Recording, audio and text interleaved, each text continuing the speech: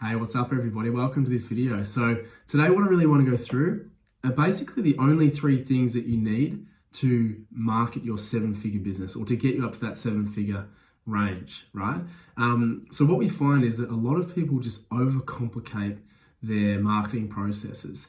A lot of them have ideas that they need to be doing absolutely everything at 1,000,000 miles an hour. And then when something new comes along, they need to be doing that as well. And what ends up happening is they end up becoming, a jack of all trades and a master at none. Even if they're actually employing people or agencies or have employees that are taking care of these things, they are really not focusing on 1 to 2 really pivotal revenue drivers that they should be, right? They're trying to spread themselves really thin, get as much coverage as possible, and really it ends up only getting 10 to 20% of each actual activity rather than getting 100% of, 1 or 2 of these things. So I thought today what I would share is basically how we were able to get ourselves up to that 7-figure mark and what activities we actually purely focused on. And to be really honest with you, it started with, I suppose, a bit of naivety within our market, but I would say more so due to just pure focus and being able to allocate our resources accordingly. I've spoken about this before where, we were pretty strapped. We bootstrapped our entire business. And so that lack of finance actually made us become very super stringent on where we actually put that allocation of funds. And so when we did actually commit to something and invest in something, we ensured with every inch of our body that we actually succeeded with that as best as possible. And so this is what we basically learned. And then from that, we essentially learned that, you don't need that many marketing channels to actually get to that 7-figure a year mark.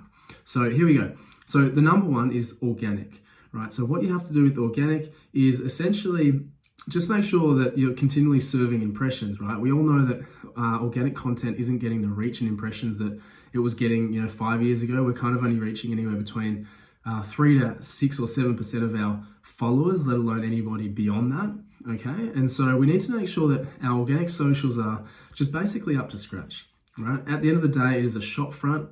It is where people are going to look at you first before they basically look at your website more often than not. And especially if people are marketing your business on socials in terms of user-generated content or influencers or something like that, they're going to look at your profiles first. So make sure those are up to date, more so from an aesthetic point of view, not necessarily a revenue generator, right?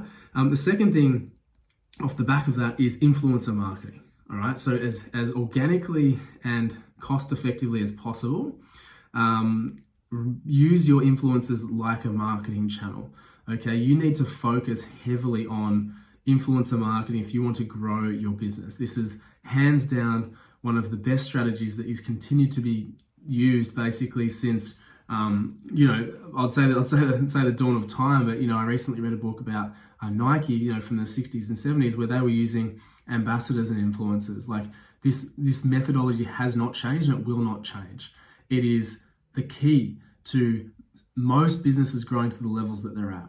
And you just look at the people that you follow, that you observe, and what they endorse and the impact that has directly on you, and you'll soon understand the correlation there. This is not going to change, and so you need to have a thorough influencer strategy that you can rely on, that you can keep working on. And the key is just to get going, get started, making connections, building followers, building followings, okay? So make sure that this is a big priority for you, because it was for us, and we saw 10, 20x, and we still continue to see massive return on our investments, okay? And the last thing from organic point of view, even though it's a paid service in our case, is SEO, search engine optimization, right? Trying to rank as highly as possible on Google organically, even though you pay for the service. That was a priority from the get-go, all right? So those are the three things: your organic socials, your influencer marketing organically, and your SEO, all right? The second strategy is paid, okay? Now, be careful and be wary here that we didn't actually start paid ads for probably literally 4 or 5 years. Okay, so we focused all our time on the organics and building our networks, building our foundation, our base of actual loyal customers, that we were pretty late to the party with paid ads. I'll be really honest with you, and I wouldn't recommend waiting that long necessarily with your business. But with obviously what we know, we can now jump over things and get into these strategies as quickly as possible. And that's what we do with advising our clients as well, right? So with our paid strategies, as of even today, but certainly as we introduce to it, we use paid Google ads, paid Facebook and Instagram ads, and then everything peripheral to that is purely experimentational.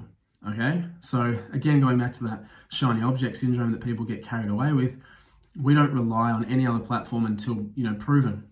Okay, so Google, Facebook, like that's it. That's all you need to focus on. That should be your cold audiences from Facebook, bring people into the mix. Your Google's going to be your warm audiences for people that are actually searching for similar products or solutions. So keep it really simple. Don't overcomplicate things. Don't overcomplicate your mind or your strategy and get overwhelmed.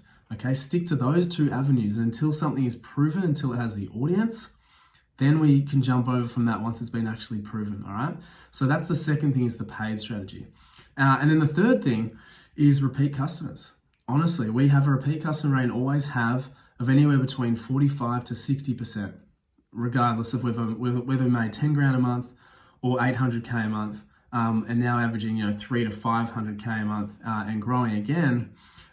We have always averaged between 45 and 60% repeat customer rate. So that's the third leg, right? And that relies on your product for number one, and also your customer service and customer satisfaction, number two. So that's something that you can control directly, right? That is I guess what you'd call like a rough or inadvertent kind of strategy, but you can control that. You can control the quality of your product, the quality of your customer service, and the satisfaction that people get from your product, okay? And with that, you can obviously use email marketing, and you can use other strategies to bring people back into the fold and become a repeat customer, a loyal follower, okay? So look, I hope that helps. There's the three things that we focus on.